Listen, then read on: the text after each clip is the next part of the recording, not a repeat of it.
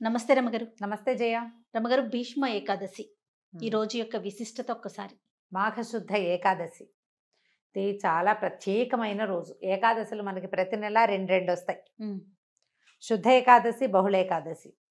2 ఏకాదశులు సాధారణంగా ఏకాదశి నియమం అంటే ఉపవాసం ఉండటం, ఉపవసించటం, ఆహారం తీసుకోరు, బియ్యం తినకూడదని ఉంటుంది. మురాసురుడు అనే రాక్షసుడు ఈవేళ బియ్యంలో ప్రవేశిస్తాడని, ధాన్యం స్వీకరించకూడదని, అన్నానికి భిన్నం ఏదైనా రైస్ కాకుండా హుహు. ఉపవాసం చేసి విష్ణునామ సంకీర్తనతోటి రాత్రి జాగరణ చేసి ద్వాదశి నాడు పొద్దున్నే పారణ చేస్తే ఏకాదశి నియమం ఫలిస్తుందని చెప్తాం. విష్ణువుకి అత్యంత ప్రీతికరమైన రోజు. ఓకే. శ్రీ మహావిష్ణువుకి ప్రీత్యర్థమే ఏకాదశి ఉపవాసాలు చేయటం అనేది మనకి విధానం ముందు నుంచి ఉన్నది. ఒక్కొక్క ఏకాదశికి ఒక్కొక్క ప్రత్యేకత ఉంది. ఇప్పుడు మాఘమాసంలో వచ్చేటువంటి ఈ శుద్ధ ఏకాదశి మహాపర్వదినం అని చెప్తారు. దీనికి పూర్వగాథ, మనం దీన్ని జయైకాదశి, భీష్మైకాదశి అంటారు. హ్మ్. ఇవి ఏకాదశులు భీష్ముడి పేరు ఎందుకు వచ్చింది అనేది ఎప్పుడు ఈ రోజున స్మరించుకోవాలన్నమాట. భీష్మ పితామహుడు, ఇది ఎప్పటిది, మహాభారత కాలం ముందు కూడా ఈ ఏకాదశి ఉంది. ఆ తర్వాత కాలం నుంచి ఇది భీష్మ ఏకాదశి అయిందనమాట. ఓకే. భీష్మ పితామహుడు, మహాభారత యుద్ధం ప్రారంభమైంది. 10 రోజుల పాటు చండప్రచండంగా యుద్ధం చేశాడు. అతిరథ మహారథులందరూ మహాయుద్ధం చేశారు. ఆయన దిగలేదు, పడలేదు, ఆయన జయించలేకపోయారు. ఒక దశలో శ్రీకృష్ణ పరమాత్మ అంతటి వాడే, చక్రం పట్టను, ఆయుధం పట్టను, కేవలము సారథ్యమే చేస్తానని అర్జునుడికి మాటిచ్చి రథాన్ని తోలే కార్యక్రమాన్ని మాత్రమే పుచ్చుకున్నటువంటి శ్రీకృష్ణ పరమాత్మ కూడా ఇవాళ చంపేస్తాను భీష్ముడిని అని చెప్పేసి రథం మీద నుంచి దూకి చక్రాయుధాన్ని విసిరబోయాడు. అంత పరాక్రమవంతుడు భీష్మ పితామహుడు. అబ్బా. హ్మ్. భగవంతుడి ఆయన దండబెట్టాడు.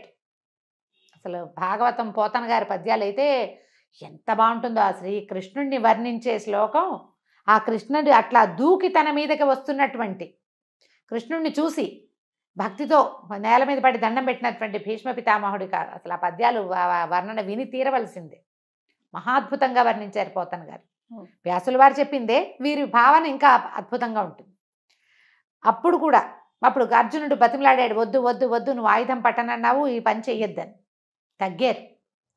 ఏ విధంగా భీష్మ పితామహుడు మరణిస్తాడో, ఆయన అడ్డు తొలగితే కానీ మిగిలిన యుద్ధం జరిగేలాగా లేదు. ఇక్కడ వీళ్ళ దగ్గర చాలామంది అయిపోతున్నారు. అప్పుడు వీళ్ళు అడిగారు పాండవులే, ఎట్లా నిన్ను జయించగలము అంటే ఆయన ఎవ్వరూ ఆయనకి ఎదురు ఆగలేరు. కానీ ఆయన శిఖండిని చూస్తే యుద్ధ విరమణ చేస్తాడు, ఆయుధాన్ని విసర్జించేస్తారు. ఆ రహస్యాన్ని తనే స్వయంగా తన మునిమనవులకి తెలియజేశారు. మహాభారతం తాలూకు కథకి మూల పురుషుడు భీష్ముడు. సొంతంగా సంతానం లేదు.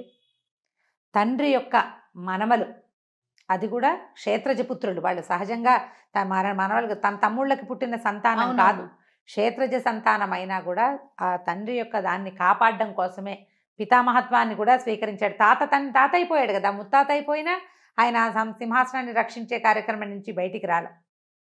శిఖండి దర్శనం గనక అయితే, అంటే నపుంసక దర్శనం అయితే నేను ఆయుధ విసర్జన చేస్తానన్నాడు. అందుకని యుద్ధం చేసేటప్పుడు శిఖండిని, ఈ శిఖండి ఎవరు, ఈయనతోటి నిరాకరించబడిన అంబ, ఆమె కాశీరాజకుమార్తె, ఆమె యొక్క ద్వితీయ జన్మ అయిన ఈ శిఖండి స్వరూపాన్ని చూడంగానే ఆయన ద్రుపదరాజుకి సంతానంగా జన్మించింది ఆవిడ. ఆ శిఖండి కనపడేసరికల్లా ఈయన ఆయుధాన్ని విసర్జించేశాడు, బాణాలు వేసి కొట్టేశాడు అర్జునుడు. కానీ భీష్మ పితామహుడికి ఆయన యొక్క మహాద్భుతమైన చరిత్ర వల్ల ఇచ్ఛామరణ శక్తి ఇచ్చాడు తండ్రి. నీ అంతటా నువ్వు ఎప్పుడు కావాలనుకుంటే అప్పుడు మరణం వచ్చేలాగా. అప్పుడు ఆయన ఏమనుకున్నాడంటే, నేలను పడిపోతే శరీరం అంతా బాణాలు గుచ్చుకుపోయినాయి, పడుకునే పరిస్థితి లేదు. అంపశయ్య ఏర్పరిచాడట అర్జునుడు. బాణాలతోటి ఆయన శరీరం నేలకి తగలకుండా అట్లా గాల్లో ఆపి పెట్టేలాగా. ఆయన ఏమని భావించాడంటే, నేను ఇప్పుడు మరణించను, ఇది దక్షిణాయనం, ఉత్తరాయణ పుణ్యకాలం వచ్చాక అప్పుడు నేను మరణిస్తానని ఆయన ఉద్దేశపడ్డారు. ఆయన అనుకున్నట్టుగానే మార్గశిర మాసంలో భారత యుద్ధం మొదలైతే, ఇంచుమించుగా మార్గశిర శుద్ధ ఏకాదశిలే గీతా జయంతి అని చెప్పుకుంటాం.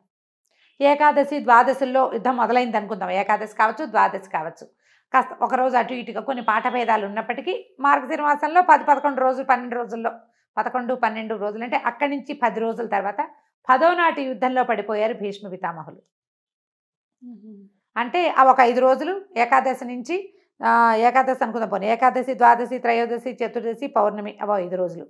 మళ్ళా పాడ్యమి, విధియ, తదియ, చవితి, పంచమి, పంచమి, సప్తమి, షష్ఠి రోజుల్లో వీరు భూపతనం చెందారు, పడిపోయారు. అప్పుడు అంపశయ్య మీద చేరితే మార్గశిర నుంచి మధ్యలో పుష్యమాసం పోయి మాఘమాసం వచ్చేదాకా యుద్ధం పరిసమాప్తి అయిపోయింది, దుర్యోధనుడు మరణించాడు, ఇవన్నీ జరిగిపోయి వీళ్ళు పట్టాభిషేకం జరిగే సమయమో జరుగుతోందో అప్పుడు ఈ వీరు మరణించారు. అప్పటి వరకు ఆయన శయ్య మీద అట్లా ఉన్నారు. ఉత్తరాయణం కోసం సూర్యుడు ఉత్తర దిశ వైపుకి తిరిగే సమయం వరకు వేచి ఉండి ఆయన పూర్తిగా తిరిగాక ఉత్తర దిక్కుకి వాలిన తర్వాత అప్పుడు ఆయన అప్పుడు మరణిస్తే ఊర్ధ్వగతులు, ఉత్తమ గతులు లభిస్తాయి, ఈ జన్మానికి సాఫల్యం లభిస్తుందని ఆయన అట్లా ఉండిపోయారు. ఈ దశలోనే విష్ణు సహస్రనామాలు చెప్పారు. విష్ణు సహస్రనామాలు భీష్మ ఉవాచ అని ఉంటుంది. భీష్మ పితామహులు చెప్పింది. మా ధర్మరాజు తరచుగా ఆయన్ని సందర్శించి ఎన్నో ధర్మ సూక్ష్మాలు తెలుసుకున్నాడు ఆయన దగ్గర నుంచి. అయితే ఈ సప్తమి నాడు, రథసప్తమి నాడు మన సూర్యభగవానుడు ఉత్తర దిక్కుకు తిరిగిపోతాడు పూర్తిగా. కొన్ని ఈ వేల సంవత్సరాల క్రితం ఈ సంక్రమణాలు అవన్నీ కూడా కొంచెం అటు ఇటుగా జరిగేవని, ఈ సప్తమికి దగ్గరలోనే సంక్రమణం జరిగి ఉండొచ్చని కూడా ఒక పాఠం ఉంది. దాని మీద అంత గొప్ప వివరణ నాకు పెద్దగా అవగాహన లేదు, అక్కడక్కడ పెద్దవారి దగ్గర వినటమే.